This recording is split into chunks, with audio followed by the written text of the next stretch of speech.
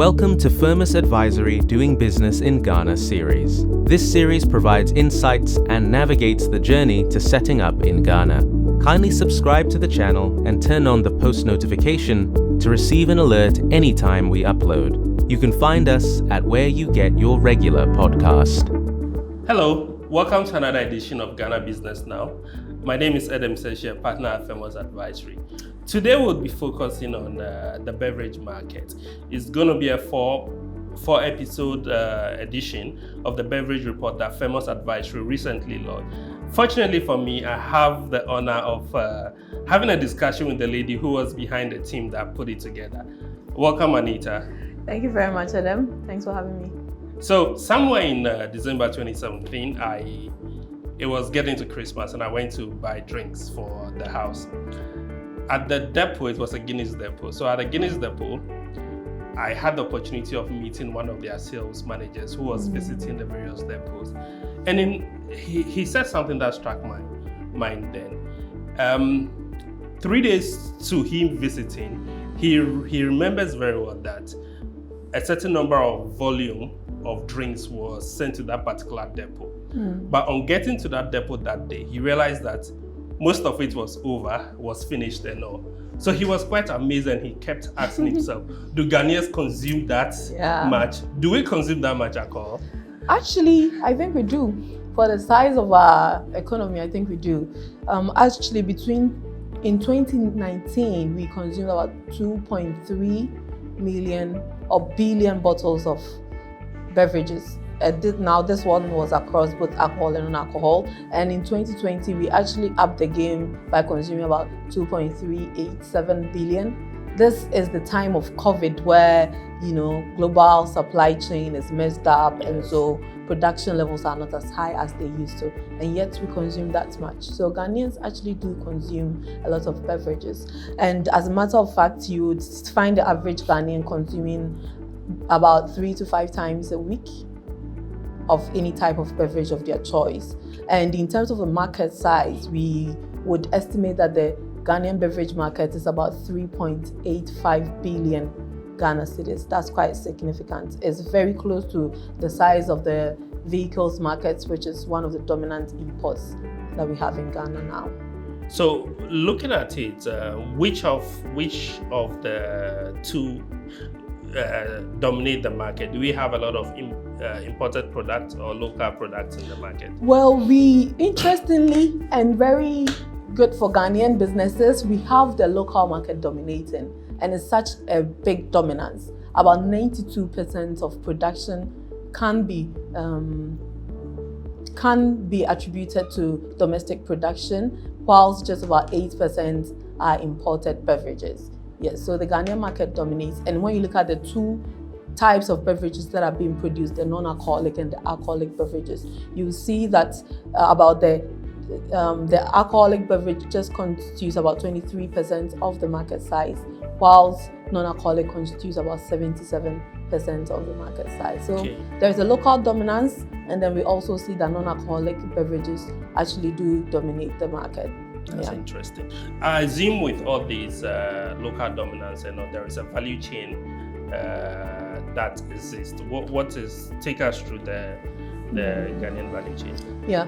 So the Ghanaian beverage market is actually quite structured. So let's say we have 3 broad components of this value chain. We have, say, the inbound logistics, then we have the production side, then we have the outbound logistics. The inbound we can see the things like imports of inputs and production of local inputs for the market. Then we also have production, where we have the imports of finished beverages, and then we have the local production. As I said earlier, local production is about 92% of the market. Then in the outbound logistics, that's where it gets interesting. That's how these importers and domestic producers get their beverages to the final consumer. In this outbound logistics, there are several routes to the market. The distributor or the manufacturer can decide to bypass all the steps and get straight to the consumer by using their own delivery trucks or by selling online, or they can choose to sell their products to a primary distributor who would then now sell it to a wholesaler who will sell to a retailer, and then it gets to the final consumer. So no matter the size of your business, there are a lot of options for you to take from. What is important is for you to make sure that you have an efficient route to the market. Consumers can find your products when they want to get it. Okay. So back to, I understand we do a lot of local production, but then we also do import some of the products. So in terms of imports, where do we get them from, and what products are coming in? Yeah. So in terms of imports, like I earlier on hinted, most of the reports categorize the beverage products into two broad categories. We have the non-alcoholic market and then alcoholic market. For the non-alcoholic market, we are importing soft drinks. Okay. This include all types of carbonated drinks. We have fruit juice. Fruit juice are pure fruits based beverages. Okay. And then we have the energy drinks, which is really catching on in the space. Okay. And then for the alcoholic market, we have the spirits, we have the wine, and then we have the beers. Okay. When you look at the alcoholic market, beer tops the imports, Okay. and it also tops the domestic production. And then when you look at the non-alcoholic market, soft drinks tops both Okay. the imports and then the domestic production. In terms of where we bring these products from, most of our imports are coming in from Europe. Okay. At least the finished beverage products. We do import a lot of inputs for the market from Pakistan and other non-European countries. Okay. But when it comes to the finished beverage products, most of them are coming from Europe. As a matter of fact, the top 5 countries for imports or origins for most of our finished non-alcoholic beverages are all European countries. And then when you take the top 5 for the alcoholic beverages, about 4 of them are European countries, with just about 1 coming from South Africa, usually the wines. Yeah. So what is making the local beverage industry compete favorably with the imported products?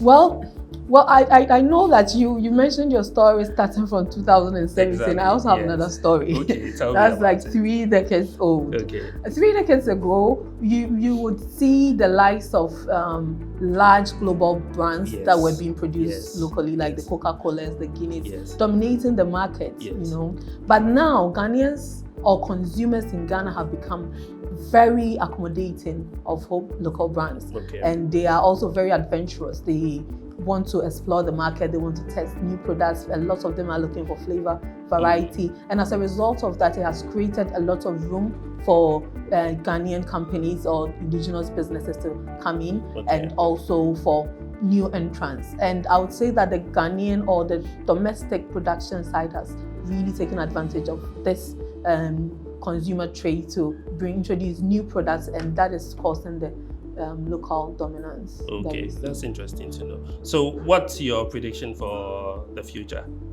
for the beverage industry? Well, I expect that there is a lot more room for growth.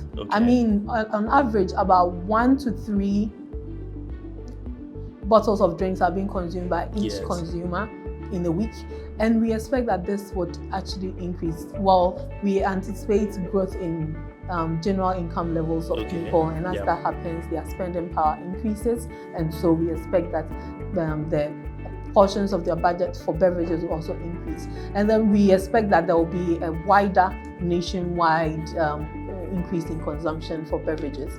But that being said, we also have the after, which is also taking off very nicely. It's going to reduce a lot of the hurdles when it comes to documentation, and so we expect that a lot of these domestic companies will take advantage and export outside. Already, a lot of our domestic companies are exporting outside, but we expect that afterward smoothen the distribution process for them, and so we can sell more to our neighbors and other people within Africa.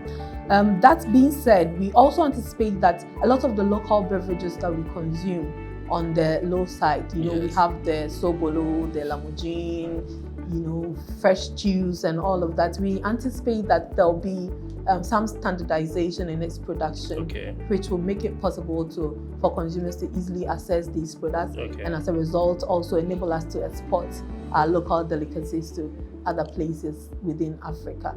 So the prospects for the local beverage market is looking up. E-commerce would significantly take its own place within the market.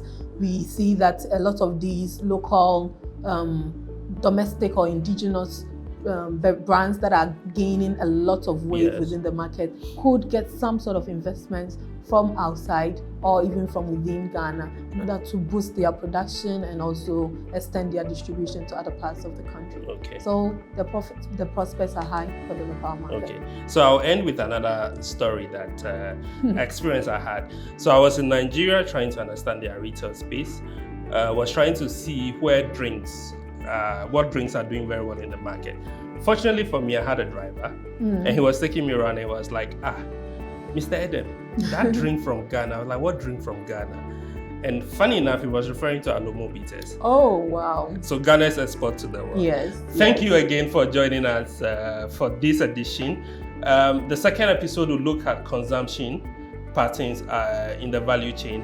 So we hope to catch you along the line. Thank you. Anita, thanks a lot. Thank you. Thank you for watching today's episode on the Doing Business in Ghana series. Feel free to leave your questions in the comment section and we will respond accordingly. Visit our website www.firmusadvisory.com and see how we can add value to what you do in these areas: regulatory compliance, market research, and trade development. The link to the website is in the description box.